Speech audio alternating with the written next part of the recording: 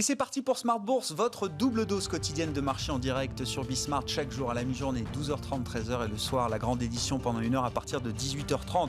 Au sommaire de cette édition de la mi-journée, des marchés en Europe, en tout cas la mi-journée, qui sont un peu hésitants, mais néanmoins positifs. On gagne 0,5% sur le CAC 40 après un gros rattrapage des indices américains hier à Wall Street, une des plus grosses séances des derniers mois avec une hausse de quasiment 3% pour le Nasdaq sur fond de détente des taux et des rendements obligataires. C'est le mouvement des derniers jours qui permet ce fort rebond des marchés actions. Le CAC évolue au-delà des 5800 points à la mi-journée, avec quand même dans l'actualité une sortie remarquée d'un officiel chinois, le président de l'autorité de régulation bancaire et assurantielle en l'occurrence, qui se dit très préoccupé aujourd'hui dans la presse chinoise sur les risques de bulles qui existent dans les marchés. Il cite notamment le segment de l'immobilier chinois ou encore les marchés financiers étrangers dans leur ensemble. Des investisseurs évidemment qui sont conscients sans doute des excès de valorisation qu'on peut trouver ici et là. Ça n'est pas très nouveau, mais c'est vrai que le fait que cela vienne d'un officiel chinois retient peut-être un peu plus l'attention aujourd'hui. L'inflation reste évidemment le sujet majeur pour les investisseurs, le guide pour les taux d'intérêt, pour les rendements obligataires et donc pour l'ensemble des marchés aujourd'hui. On notera qu'à ce sujet, l'inflation reste maîtrisée en zone euro, c'est le moins qu'on puisse dire, avec la première estimation de l'inflation zone euro pour le mois de février, qui ressort à 1,1%. Quand on expurge l'inflation des prix les plus volatiles liés à l'essence, au carburant ou encore à l'alimentaire, on a une inflation sous-jacente sur un an qui ressort à 1,1% contre 1,4% au mois de janvier. Une inflation qui reste donc maîtrisée alors que les économies de la zone euro sont encore, pour certaines d'entre elles, loin d'une réouverture complète. On a une date fixée pour le Royaume-Uni, le 21 juin prochain. Ce sera le jour de libération, a promis Boris Johnson. Mais pour le reste, les trajectoires des autres pays européens en zone euro, en l'occurrence, sont encore relativement floues. On en parlera avec nos invités de la mi-journée. Et puis le sujet Danone, évidemment, à la une, avec une réaction de marché assez timide suite aux annonces qui ont été faites hier soir par le groupe, avec un ajustement de la gouvernance, puisque les fonctions de président et de directeur général vont être dissociées. Emmanuel Faber conserve pour l'instant la présidence du conseil d'administration, mais quittera prochainement ses fonctions de directeur général, le temps que le groupe recrute un nouveau ou une nouvelle directrice générale. Le marché accueille avec prudence, avec timidité ces annonces qui ne semblent pas résoudre toutes les questions que se posent les fonds activistes, notamment au capital de Danone aujourd'hui. Le titre est en baisse d'un peu moins de 1%. Le prochain grand rendez-vous pour Danone, ce sera sur les questions opérationnelles, sur le business et le développement, avec une journée investisseur très attendue le 25 mars prochain.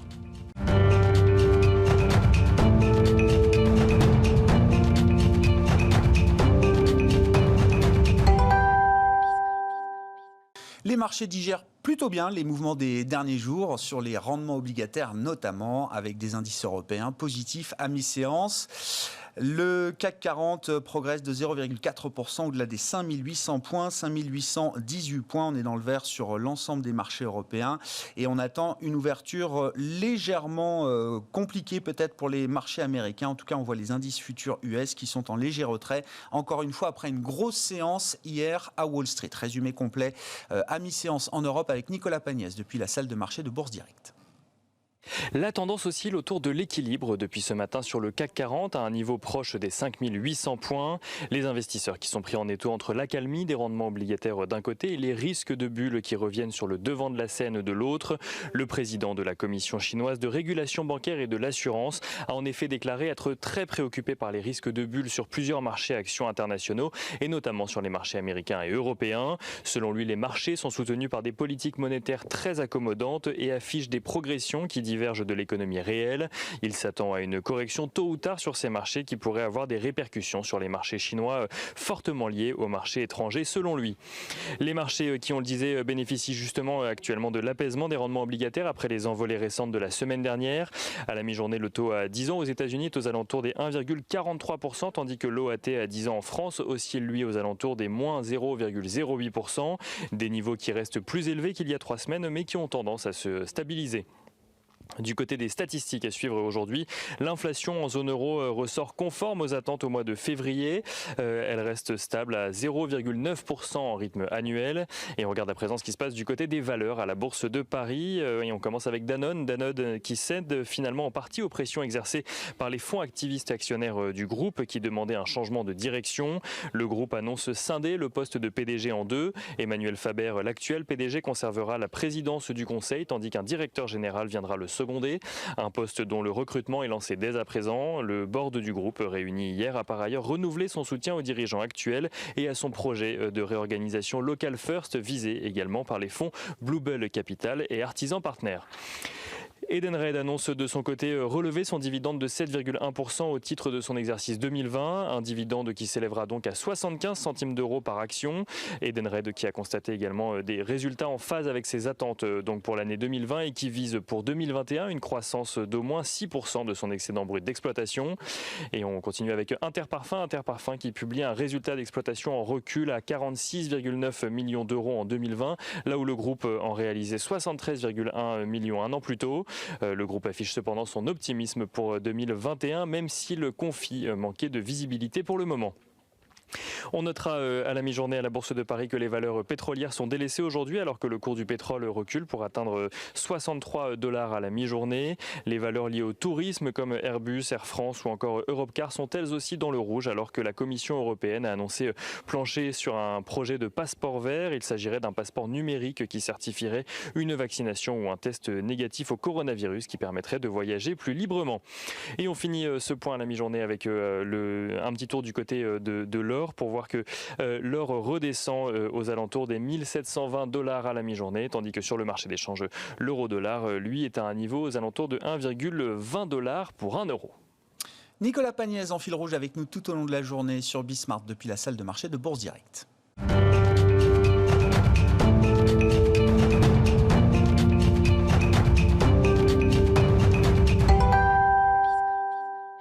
Quels sont les scénarios de marché à avoir en tête en ce début de mois de mars? On en parle avec les équipes de CPR Asset Management avec nous chaque mardi à la mi-journée par téléphone. Et c'est Laetitia Baldeschi qui est avec nous aujourd'hui, directrice des études et de la stratégie de CPRAM. Bonjour et bienvenue Laetitia. Bonjour Grégoire. Vous mettez tous les mois à jour vos scénarios de marché un peu tactiques, des scénarios qui ont une durée de vie de 3 mois, que vous avez mis à jour la semaine dernière, donc pour les 3 prochains mois. Intéressant de noter qu'il y a aujourd'hui 3 scénarios pour vous sur les marchés. Laetitia, un scénario central qui est celui d'une normalisation graduelle, on va dire une poursuite de ce qu'on connaît depuis quelques temps. C'est un scénario central auquel vous attachez une probabilité de 60%. Non, la nouveauté, c'est qu'à côté de ce scénario central, il y a un scénario qui est celui de l'emballement de l'inflation, l'emballement des marchés obligataires. Laetitia, qu'est-ce qui peut nous faire passer d'un scénario de normalisation graduelle à un scénario d'emballement, notamment sur les taux américains? Alors, effectivement, Grégoire, c'est la nouveauté. Nous avons introduit ce nouveau scénario alternatif à la fin de la semaine dernière. Évidemment, quand on a vu la réaction des marchés obligataires depuis quelques semaines, mais avec la forte accélération de la semaine dernière, on était obligé de prendre en compte ceci. Et puis, conformément aux chiffres publiés, où on se rend compte que l'économie américaine va plutôt mieux, même s'il reste, et la Fed le signale toujours, 10 millions d'emplois à pourvoir pour retrouver le niveau d'emploi précédent le début de la crise. On reste avec des bonnes données, et surtout quand on voit les données de consommation, de revenus, d'épargne des ménages américains, on ne peut que penser qu'il y a potentiellement un risque d'emballement, en tout cas d'une accélération de l'offre qui serait bien supérieure une accélération de la demande qui serait bien supérieure à l'accélération de l'offre, et donc pourrait créer des tensions inflationnistes dans cette économie américaine. Et c'est un peu ce qu'on essaie de montrer dans ce scénario-là, de prendre en compte ce risque-là. On a quelques déclencheurs, potentiellement, les discours sur la mise en œuvre d'une hausse du salaire minimum, sur l'essence aux États-Unis, chose qui ne s'est pas produite depuis des années. Tout ceci pourrait accélérer cette tension inflationniste. et donc provoquer une hausse beaucoup plus violente que ce qu'on a pu voir encore des taux longs, hein, puisque là, nous envisagions à 3 mois un niveau de taux long américain qui serait ramené vers 2%, donc une forte hausse à l'échelle des niveaux de taux actuels. Oui, c'est intéressant. Alors, ce qu'on a vu en fin de semaine dernière, notamment après les auditions de Jérôme Powell devant le Congrès, je crois que c'était sur la journée de jeudi, où on a vu effectivement des taux américains, des taux longs qui s'emballaient un petit peu. Si on a dans ces quelques heures de marché, si on a les prémices d'un scénario alternatif d'emballement, je rappelle encore une fois que c'est pas votre scénario central. Comment vous avez analysé cette séquence, Laetitia ? Qu'est-ce qui a pu provoquer ces mouvements de marché et comment est-ce que vous comprenez le discours de la Réserve fédérale américaine qui n'a eu de cesse de nous répéter, en tout cas ces dernières heures et ces derniers jours, qu'elle n'était pas inquiète de la remontée des taux longs américains? Alors, c'est vrai qu'elle le répète à longueur de discours. Je crois qu'il était normal d'avoir une remontée des taux, et d'ailleurs même à la Fed on le dit, hein, c'est ce qu'on appelle la normalisation des économies avec l'avancée de la vaccination, la réouverture petit à petit de l'ensemble des secteurs d'activité. Pour autant, les mouvements, vous savez comme moi, avec l'expérience que nous avons des marchés financiers, que les choses ne sont jamais linéaires, et qu'on a très souvent plutôt des marches d'escalier avec des marches un peu plus élevées par moment, et donc une réaction un petit peu violente de ces taux. À ce moment-là, il faut bien voir que nous sommes en pleine discussion budgétaire américaine encore, puisque là maintenant le programme de Biden est passé, a été voté par la Chambre des représentants et maintenant à l'examen du Sénat, mais on parle encore d'une enveloppe globale de 1 900 milliards, donc on arrive sur des montants tellement important, avec un programme d'émission du Trésor qui est également très important, et puis une régulation bancaire qui peut venir amener un petit grain de sel supplémentaire, avec des banques un peu moins enclines à acheter des taux longs, comme on a pu se remémorer cette échéance, hein, qui est prévue pour la fin du mois de mars. Donc finalement une conjonction, je dirais, de phénomènes, avec l'accélération des chiffres d'inflation sur le début d'année, la remontée des comos. Enfin voilà, on se rend bien compte qu'il y a une conjonction de phénomènes actuellement. Maintenant, comme la Banque d'Australie l'a bien expliqué, puisque le phénomène n'est pas uniquement lié aux États-Unis, hein, on l'a vu même sur les taux australiens qui ont été très très violemment heurtés la semaine dernière également. La Banque centrale ce matin a été très claire, elle interviendra, elle ne veut pas que les taux s'envolent. Bon, donc on attend de voir effectivement la communication des banques centrales dans cette phase un peu compliquée. Face au risque d'emballement, il y a un autre scénario alternatif, alors qu'il y a une probabilité plus faible encore de 15%, qui est celui du scénario de la déception et qui concerne peut-être avant tout l'Europe. Laetitia, je le disais en introduction, oui, le UK a pu se fixer une trajectoire de réouverture qui nous amène à fin juin, je crois. Quand on regarde du côté de la zone euro, les trajectoires des uns et des autres ne sont pas encore pleinement établies, c'est le moins qu'on puisse dire. Il y a encore un flou qui persiste autour de la capacité des économies européennes à rouvrir dans les prochains mois. Effectivement, c'est un peu ce que l'on constate malheureusement au quotidien. On est toujours sur des rythmes de vaccination en zone euro qui sont plus lents que ce qui était initialement envisagé. En tout cas, pour atteindre le degré de couverture qui est estimé autour de 50% de la population à l'été. Et donc, clairement, selon les programmes des différents gouvernements, on a plutôt l'impression que ce sera à la fin de l'été et non pas comme au Royaume-Uni au début d'été. Donc de fait, nous allons avoir une ouverture décalée de tout ce qui est services dépendant des interactions sociales. Hein. Donc je pense évidemment à la restauration, l'hôtellerie et tout ce qui touche à la culture. Donc tout ceci va retarder la dynamique de reprise en zone euro. Et effectivement, on n'est pas à l'abri d'un nouveau variant, on le voit bien, d'un nouveau coup d'arrêt s'il y a reconfinement dans certains pays, et malheureusement on en parle. Voilà, tout ceci peut retarder cette réouverture complète des économies. Et donc dans ce cas-là, évidemment, c'est un scénario complètement inverse, avec des taux longs qui rebaisseraient et des actions des marchés actions qui retrouveraient les paniers plutôt de valeurs, ce qu'on a appelé stay at home, donc qui avaient été favorisés tout au long de la crise Covid. Bon, en termes de stratégie d'investissement, qu'est-ce que ça implique, Laetitia? Je rappelle quand même, on l'a peu évoqué, mais le scénario central, c'est l'idée d'une continuité de la normalisation graduelle. Tout se passe progressivement, y compris sur le front de la remontée des rendements obligataires. Ça, c'est le scénario auquel vous attachez 60% de probabilité. Je comprends quand même que c'est un scénario qui mérite des couvertures aujourd'hui, Laetitia? Effectivement, on voit bien qu'on est obligé de prendre en compte. On a que 60% de probabilité sur ce scénario central, donc il reste les deux scénarios de risque. Donc on est obligé d'évoluer de façon assez prudente, comme toujours.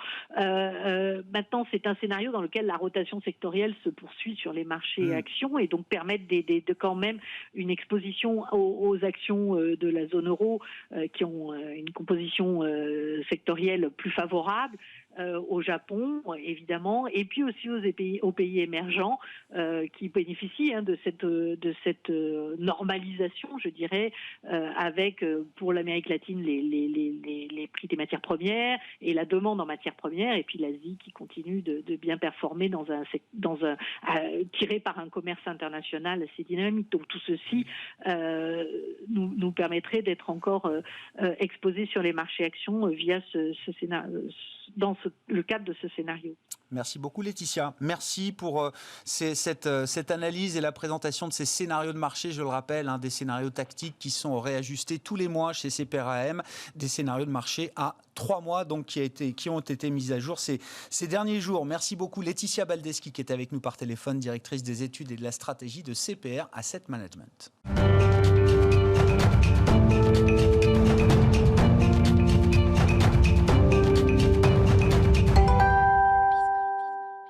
Poursuivons la discussion de marché avec Eric Turgeman à mes côtés en plateau, le directeur de la gestion actions et convertibles d'Ophi Asset Management. Bonjour et bienvenue Eric. Bonjour Grégoire. Si on dézoome un petit peu, c'est vrai qu'on parle du risque d'emballement des marchés. Enfin, ça fait 3-4 mois que le marché cumule les bonnes nouvelles entre l'annonce des vaccins, leur efficacité, l'élection américaine avec le succès de Biden, le Brexit qui est pour l'instant passé et derrière nous, les campagnes de vaccination qui commencent, les éléments macroéconomiques qui montrent quand même que la reprise est forte. En tout cas, la reprise à venir sera sans doute très forte. Beaucoup de bonnes nouvelles intégrées dans ces marchés aujourd'hui. Est-ce que ça va trop vite, Eric ?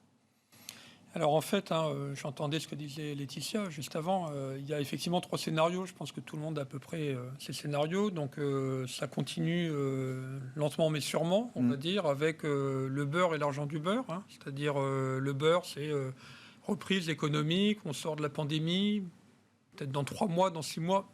Mais à la limite, les marchés considèrent que c'est derrière nous. Donc, les marchés considèrent que les vaccins finiront par l'emporter. Premier scénario. Et avec en plus, donc ça c'est le beurre. Et l'argent du beurre, c'est que les banques centrales restent toujours très accommodantes. Donc là, vous avez un scénario où vous avez les profits qui remontent, de toute manière, vu la manière dont ils ont baissé en 2020, ils ne peuvent que remonter, et des taux qui restent très bas. C'est le scénario que joue le marché. Et c'est pour ça qu'on est au plus haut historique sur à peu près tous les marchés.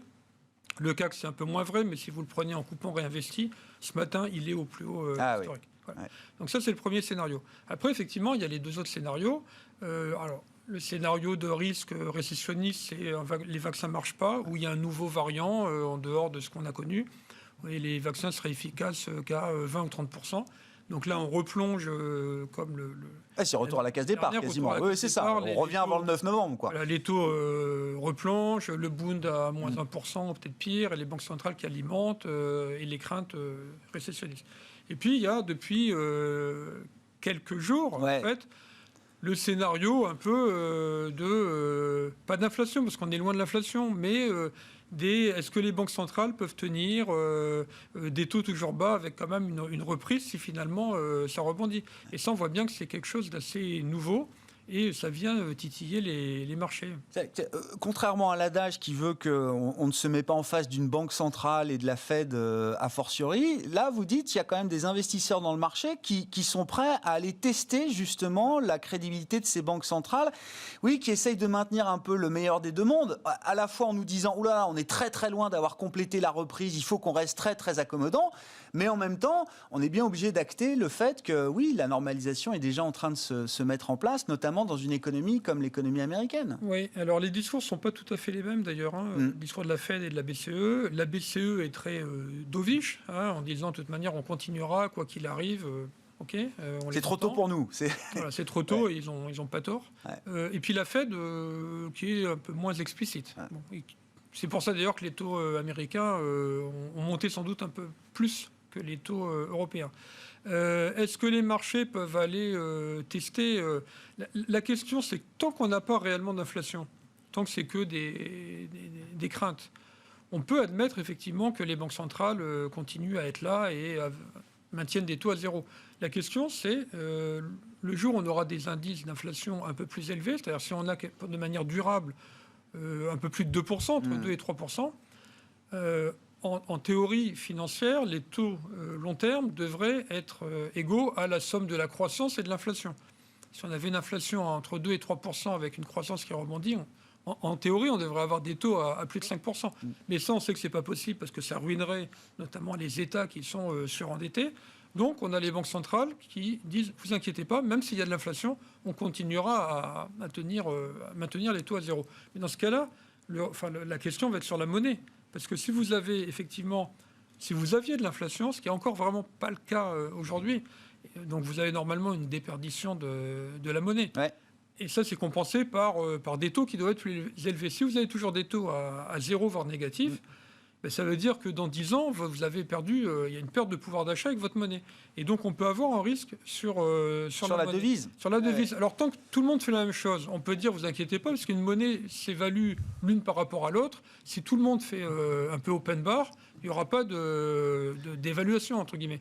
Mais ça, c'est pas complètement évident. Et après, cas extrême, si on a vraiment perte de confiance dans le yen, dans l'euro, le dollar, etc., c'est quelque chose qu'on n'a pas vraiment connu depuis des décennies, mais c'est une perte de confiance totale, d'où peut-être les crypto-monnaies quelque part, l'or, l'immobilier et tous les actifs réels, s'il y avait cette perte de la monnaie. Donc on voit bien que c'est un sujet qui commence à venir. Ah oui. Mais c'est ça. Moi, je retiens de votre discours, ça n'est que le début. C'est-à-dire que votre sentiment, c'est aujourd'hui l'inflation, on en parle, mais elle n'est pas encore là.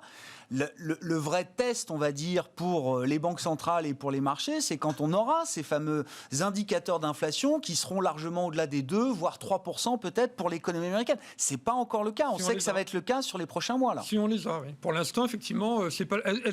On sait aux États-Unis, mais alors la question, c'est est-ce que c'est quelque chose de ponctuel et ça redescend, ou est-ce qu'il faut se réhabituer avec une inflation à plus de 3%?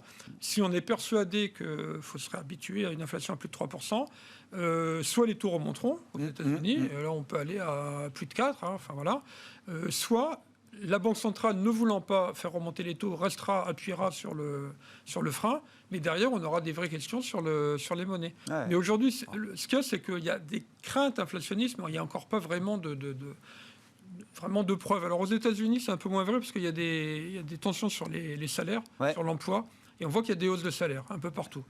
En Europe, on en est loin. On en est loin. Il y a beaucoup de chômage encore.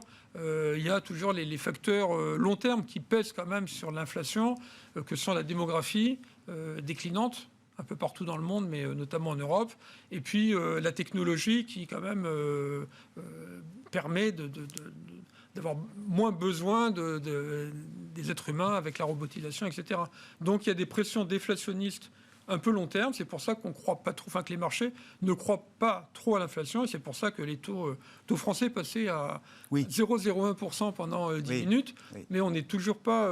il n'y a encore pas de crainte massive, mais enfin il y a des questionnements. Et sur les États-Unis, comment vous comprenez à ce stade la communication de la Réserve fédérale américaine qui nous dit on est loin d'avoir tous les ingrédients suffisants nécessaires pour une inflation durable, pérenne, ce sera transitoire, mais en même temps on est content de voir les taux longs remonter. Est-ce qu'il y a une ambivalence dans la communication qu'il va falloir rectifier? Est-ce qu'il y a peut-être même un peu de naïveté de la part de la Fed qui veut contrôler quand même ses taux, mais qui dit aux investisseurs oui, c'est le bon mouvement? Moi, ce que je pense, c'est que la Fed voit, en prospection, voit sans doute des indices d'inflation à venir sur fin 2021, peut-être 2022, plus élevés qu'en Europe. Et ils se disent sans doute, il ne faudrait pas qu'on nous accuse d'être behind the curve et de devoir massivement remonter les taux si on avait, à un moment donné, de manière durable, des taux d'inflation à 3%. Parce que là, ça ne justifierait pas d'avoir des taux aussi loin. Et là, il y aurait un mouvement un peu brusque. En fait, ce qui gêne les marchés, actions notamment, c'est pas tant le niveau des taux d'intérêt que l'amplitude et la rapidité. Parce que la limite, si on nous dit les taux américains seront à 2% à la fin de l'année, mais en étant à 1,6 en février, 1,7 en mars, 1,8 en avril, qu'on monte doucement, c'est pas... Enfin, on peut s'en accommoder. Ce qui serait terrible, c'est si la semaine prochaine, les taux américains passaient de 1,4, le niveau d'aujourd'hui, à 2 d'un coup. Voilà, ça irait trop vite et trop fort. Donc je pense que la Fed essaye de guider... voilà. Les taux américains, ils étaient à 2% avant la crise, c'est-à-dire il y a un an. Enfin, il y a 14 mois, ils étaient à 2%. Bon, donc ce ne serait pas complètement fou de les voir revenir à ce niveau-là. Mais on voit bien que c'est le nouveau débat. Bon, et pour les marchés actions et pour la stratégie d'investissement sur les marchés actions, qu'est-ce que ça implique aujourd'hui, Eric? Est-ce qu'il faut rester quand même pro-risque? Est-ce que le thème de la réouverture, le thème cyclique, ça reste quand même le driver de vos investissements actions? Est-ce qu'il faut être beaucoup plus mesuré désormais? Alors, le problème, c'est les pourcentages qu'on donne au scénario. C'est-à-dire que jusqu'à présent, le scénario central était... écrasant. J'entendais ma collègue qui parlait de 60%, il était même encore plus élevé que ça. Il n'y avait pas du tout le scénario inflation, on n'en parlait pas du tout. Il y avait le scénario de risque... de déception. Et là, le problème, c'est que le scénario central a perdu un petit peu en force. Donc, nous, on était repassé à neutre. Voilà, on était positif il n'y a pas si longtemps, on est repassé à neutre, parce qu'encore la valorisation des marchés intègre quand même beaucoup de bonnes nouvelles. On est, si je prends le CAC 40, on doit être à... Non, l'Eurostock est à 18 fois les bénéfices, le CAC 40 un peu plus, parce que dans sa composition, il y a des valeurs de luxe assez chères. Et je regardais avant de venir, il y a la moitié du CAC 40 dont les valeurs sont à plus de 20 fois les bénéfices. Voilà. Pour justifier, alors en termes de PEG, c'est-à-dire c'est plus le PE, c'est sur la croissance, Price Earnings Growth. Pour justifier, normalement, on avait tendance à dire on a un PEG de 2. Pour justifier des PE à 20, il faudrait qu'on ait sur les années à venir des croissances de bénéfices de 10%. Voilà. Mais pas qu'une année, sur plusieurs années. Ça, il faut les tenir. C'est pas garanti. C'est pas garanti. Donc, et si on a un scénario de remontée, même progressif, des taux d'intérêt, ça va favoriser les banques. Mais on le voit bien, il y a des banques françaises qui ont fait 100% par rapport au plus bas. Ça peut encore continuer parce que certaines se traitent à 0,3 fois la boucle. Ça va favoriser le pétrole, enfin le Total par exemple, les pétrolières, si le pétrole se met à monter. Maintenant, les valeurs à très fort PE, il faudra vraiment qu'il y ait la croissance qui suit. Voilà. C'est le cas des valeurs américaines, d'Amazon, d'Apple, etc. Parce que là, semestre après semestre, on voit bien une hausse des bénéfices. Mais les valeurs qui n'ont pas une très forte croissance auront du mal à garder des PER de 40 ou 50. Hermès se paye 50 fois les bénéfices, ou quelque chose comme ça, Dassault Systèmes. Ça peut être justifié si vous avez une telle croissance que le 50 fois d'aujourd'hui... Donc un niveau d'exigence qui va être très différent en fonction des segments de marché. Il ne va pas falloir décevoir parce que le support des taux n'en sera plus un. Jusqu'à présent, les marchés ont grimpé, non pas par hausse des bénéfices, mais par baisse des taux. Donc c'est les PE qui ont monté. Comme les taux sont plutôt a priori amenés à remonter, même peut-être pas exploser, mais à remonter. C'est plus que jamais la performance économique de l'entreprise là qui va être au cœur du sujet. Pour justifier ces PE, il faut maintenant que ce soit la croissance des bénéfices qui prennent le relais des taux. Bon, merci beaucoup Eric, on poursuivra prochainement cette discussion avec vous. Vous vouliez parler de politique en Europe, on n'a pas eu le temps, mais on en redira un mot de Mario Draghi, ce qui peut apporter peut-être comme bénéfice à la politique de l'ensemble de la zone euro. Mario Draghi en Italie aujourd'hui. Eric Turgeman qui est à mes côtés en plateau, le directeur de la gestion actions et convertibles d'Ophi Asset Management. Voilà pour cette édition de la mi-journée de Smart Bourse sur Bismart. On se retrouve ce soir en direct à 18h30.